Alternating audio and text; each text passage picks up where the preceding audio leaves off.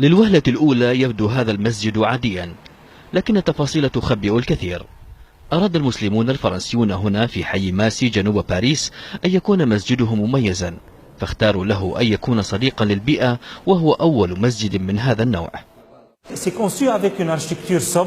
هذا المسجد بني وفق طراز القرن 21، ما يناسب شكل حي ماسي أتلانتيس الجديد، لكنه أيضا يضم عناصر تقليدية مثل المئذنة والقبة، وهذان العنصران لهما وظائف جديدة.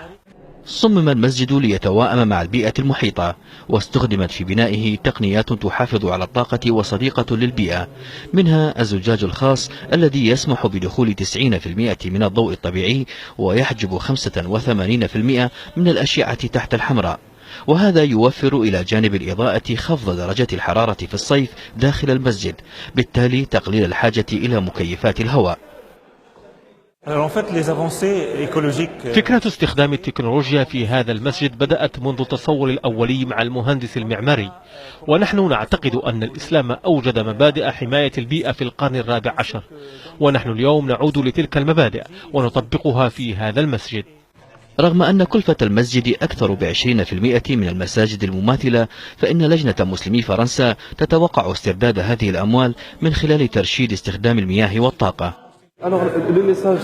رسالتنا هنا هي جعل المسلمين على بينة في موضوع مكافحة الاحتباس الحراري، وتكلفة المسجد الإضافية لها ما يبررها. كلفة بناء المسجد كانت تجمع من المتبرعين.